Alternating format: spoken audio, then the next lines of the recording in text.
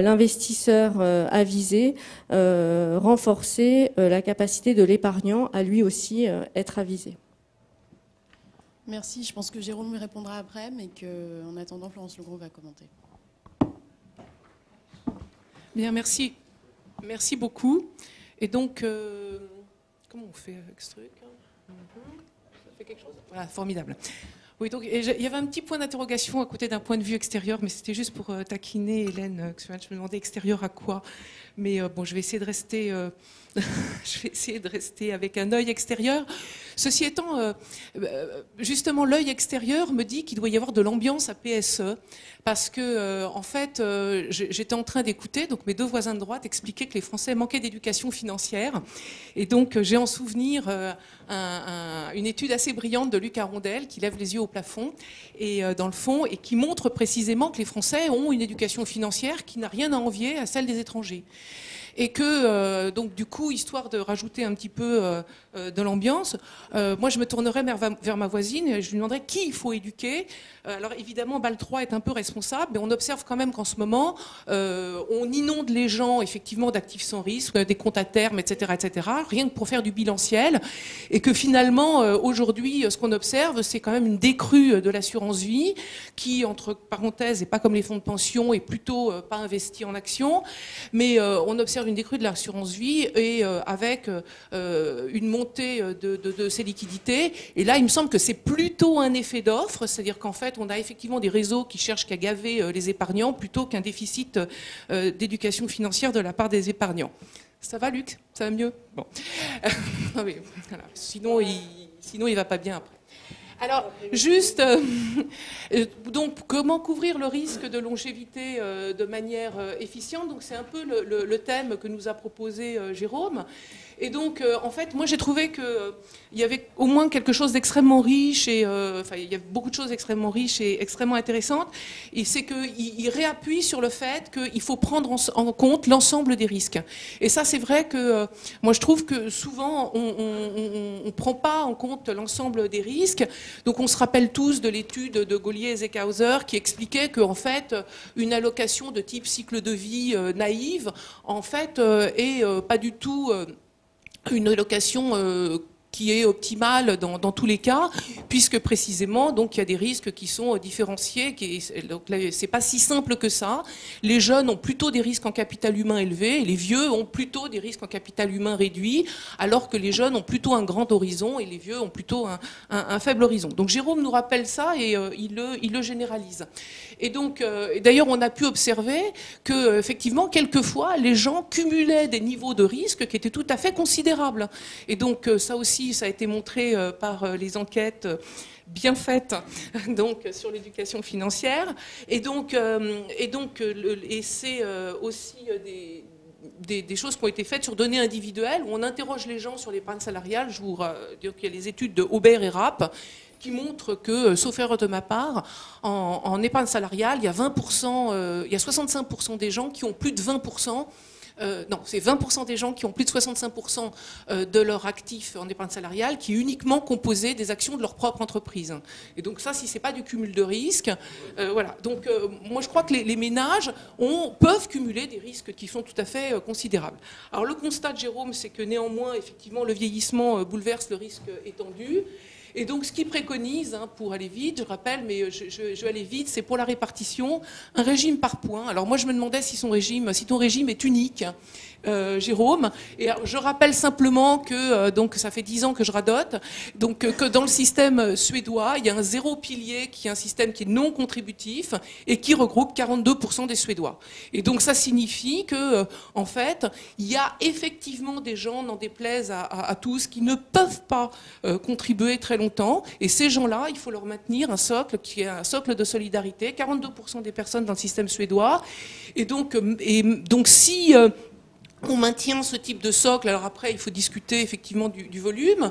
Et donc, même en acceptant une baisse relative des prestations, hein, que Aubert et Oliveau à la CNAV ont montré ça très clairement. Donc, la baisse relative des prestations toucherait, selon eux, 70% des personnes, y compris avec un socle de solidarité.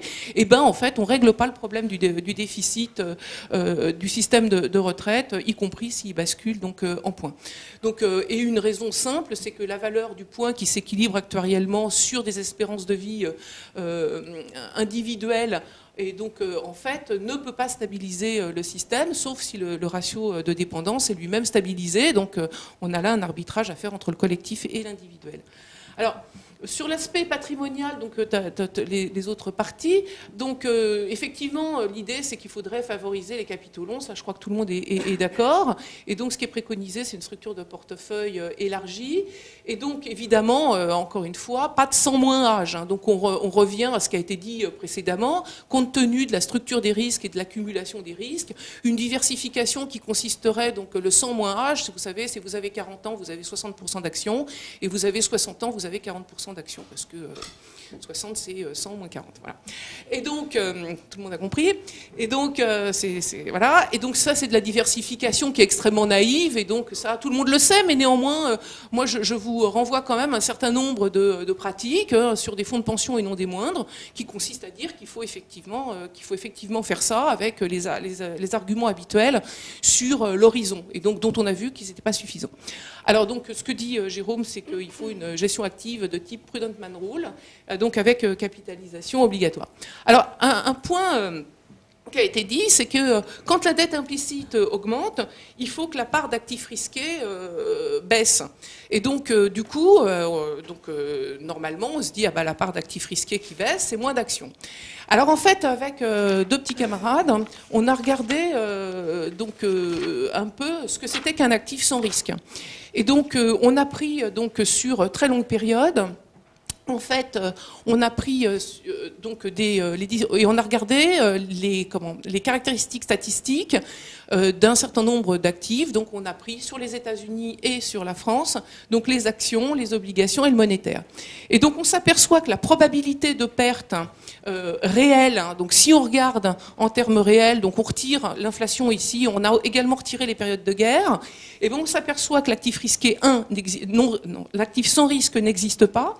Et que c'est pire que ça, c'est que sur le long terme, ça c'est quand même une propriété qui est relativement connue, en fait il vaut mieux détenir des actions, c'est la liste rouge, c'est la courbe rouge, et que de détenir des obligations ou du monétaire. Et donc du coup c'est plutôt une bonne nouvelle. Alors ça marche aussi sur la France. Sur la France, on voit qu'on a un peu plus de mal avec les actions à arriver au risque zéro, puisqu'on arrive au bout de 24 ans de détention, mais donc c'est complètement cohérent avec un actif retraite.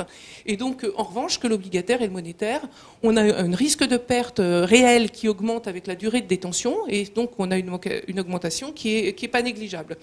Donc, si on croit à ça, ça permet allègrement de régler le problème de la pénurie de capitaux longs et de dire en même temps qu'on ne prend pas de risque. Alors, juste deux autres remarques. Donc, on a continué notre petite étude statistique.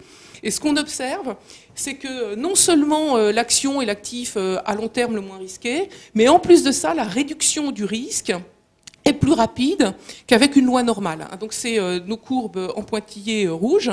Et donc, en fait, on a un risque qui décroît très nettement avec la période de détention, mais encore plus que la loi normale. Et donc, on a une distribution très intéressante de ces statistiques, de ces rendements réels. Donc, en fait, ce qu'il faudrait, donc, ce qu'on réconcilie tout le monde en disant qu'il faut une allocation riche en actions. Alors donc, évidemment, le problème, c'est pour quel dosage et quel timing. Et donc, l'augmentation... Alors, l'autre question, c'est de revenir à ce que disait Jérôme tout à l'heure, compte tenu de la variation des risques, et c'est-à-dire de la proportion de risques dans la période sous revue, c'est-à-dire qui va en gros de 20 ans à 90 ans. En fait, la question, c'est de savoir comment on dose cette part d'action. Et donc... Et donc, de toute façon, quoi qu'il en soit, si on procède à une allocation dite de cycle de vie, la part d'action doit évidemment être plus importante que ce qu'on voit aujourd'hui, et même que ce qui est préconisé traditionnellement. Et évidemment, les titres publics, la somme, doivent être beaucoup plus faibles que dans le 100 - âge. Donc tout ça plaide en faveur d'un arrêt de la diversification naïve. Et je vous remercie.